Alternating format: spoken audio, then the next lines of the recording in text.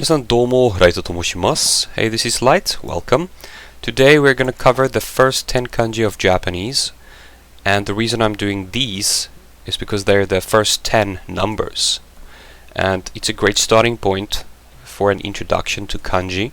If you don't know where to start, this is great. Just 1 to 10. And we have a set of 10, some questions. And if you answer them correctly, you can get money, buy cards, buy equipment and items, etc. in the game called Plainies Master Japanese on Steam. And this is the next set of 10 and the questions. Also, there are different classrooms with music and reading. I'm planning to fill this whole room basically with 2,500, I hope a bit more, kanji with mnemonics and reading. And it's gonna be beautiful. It's hard work, but let me show you that it's actually simple if you memorize using mnemonics, especially in the beginning.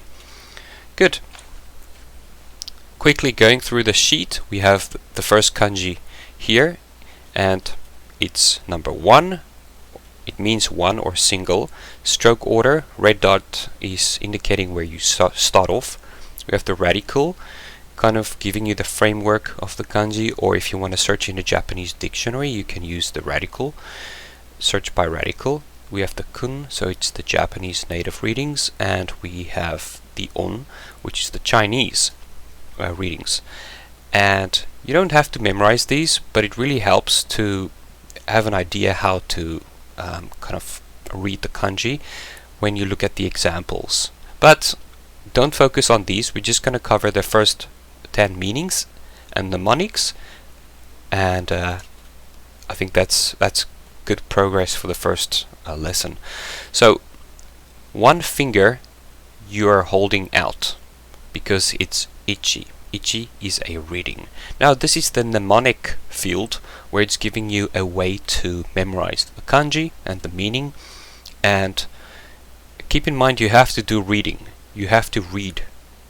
Right, here's the furigana with the hiragana telling you how to read the kanji. So you have to do the reading as well. But all these stories, it's starting from 1 and you go up, and it's like a storybook you read when you learn the kanji. So we know this one now. You have an ichi finger, it's just 1, and if you want to write it, you do this. Good. Starting from the left.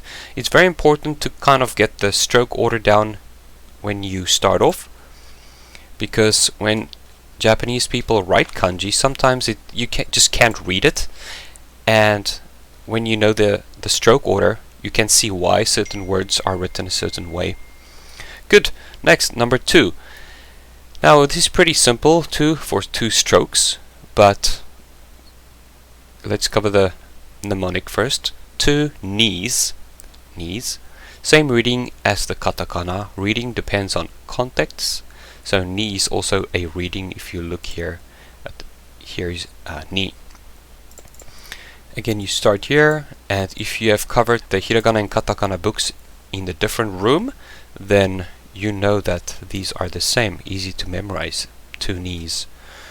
And let's go to the next one, number 3. So three lines similar to the hourglass shape. Now if you have the hourglass shape, it's pretty much like so. Okay, wow, that looks strange, but that's pretty much it. Then you have the head, arms, feet. Now this is Sakura-san. Sakura-san has the hourglass shape, so a big chest, a slim waist, huge hips, so it's indicating the stroke length, because at the top you have long, short, and then the longest. Good. San, Sakura-san. Great. Next we will go to 4.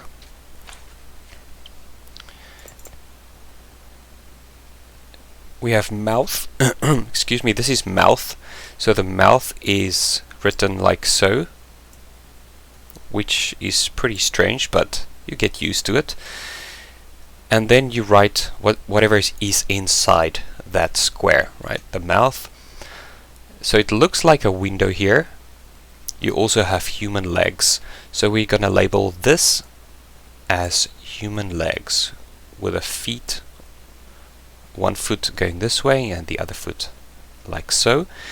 Someone climbing, oh, excuse me, we have to close the window. So someone climbing out of the window to the 4th floor, right? While you see the human legs. So it's a window, someone climbing out up to the 4th floor.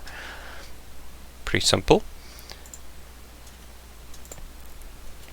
5. Good. The 5th kanji is number 5. Looks like a walking person using 3 horizontal strokes for head, arm and ground, and 2 vertical strokes for the body and short stick over here. Let's draw that. So person in his or her 50s hiking with short stick over here, because knees are important. Let's go. Go is a reading, so go. Again, at the top we have the head over there, we have the body, we have the arms with a stick going down, and we have the ground. Person walking there with a stick, his or her 50s, and 5. That's the meaning. Great. Let's go. Let's go. Next is not 7. Next is 6. And the top lid can be seen as a lid. Like so. Can be seen as a lid. Also it can be seen as a head and shoulders. The top body parts.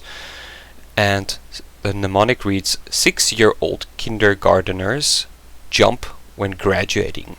They're moving to their next 6 years in elementary school.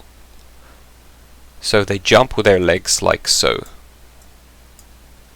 Or a lid at the top on frog legs, so they can boil for 6 minutes. I think that's also simple. Next we have 7, and first of all it looks like a broken 10 or an inverted L. Well, there's an L and everything going on, but to get to 7, a 7-year-old who wrote a broken 7 in reverse, that can be it, but like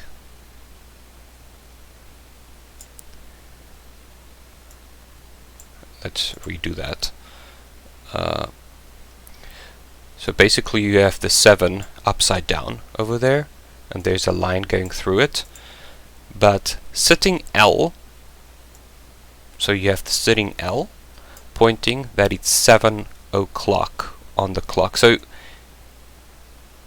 the arms pointing up that way to the clock over here, pointing that it's 7. Good.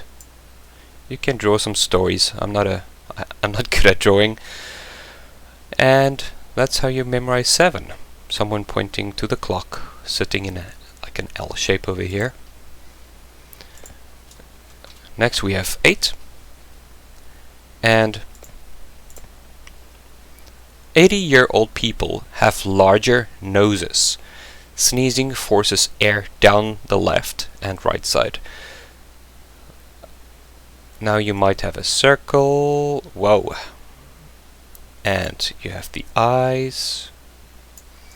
And you have a nose. Like so.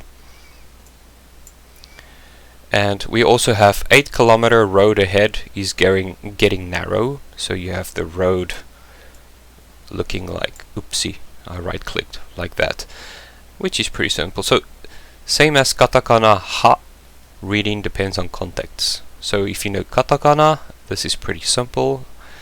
Although the PC font and such might look different, I think it's a matter of just reading. 9. Someone holding a lash. So you have someone standing like so. the hands again and holding the lash to order the queue of 9. Q is also a reading queue. I think that's also pretty simple. And then number 10 is basically just a plus. Plus 10. So personally I do a plus like this, but if you look at the stroke order, then you start from the left, just as we started with the 1. But there will be more instructions how exactly you go about the stroke order, but for now you have everything here under each individual kanji. And then at the end you have your questions. So right now I'm going to try and update these as soon as I can, and after they are completed, after I've made a lot of progress, I also want to include some specific kanji stories for you to read based per level. We have kana in 5, 4 and 3, 2 and 1 still coming, but essentially this place will be massive with different stories, and yeah, it's going to be fun. So let's try to do one of these. Let's try. Let's listen. マイクはカナダから日本へ行きます。飛行機で10時間かかります。日本に着いたらホテルへ行きます。ホテルの近くでラーメンを食べます。次の日、お寺へ行きます。写真を撮ります。日本の旅は楽しいです。Something I noticed, we just covered the 1 to 10, right? And your 10 is written just like so, not the kanji. So they can actually use the kanji as well, and if it's more casual they would just throw in the numbers, but if it's more I would say if it's more business orientated, or if it's a letter, a newspaper, they might use the kanji more often. So just keep that in mind. So yeah, thanks for watching, and I'll see you in the next video and the next update, working hard on that. Mata ne.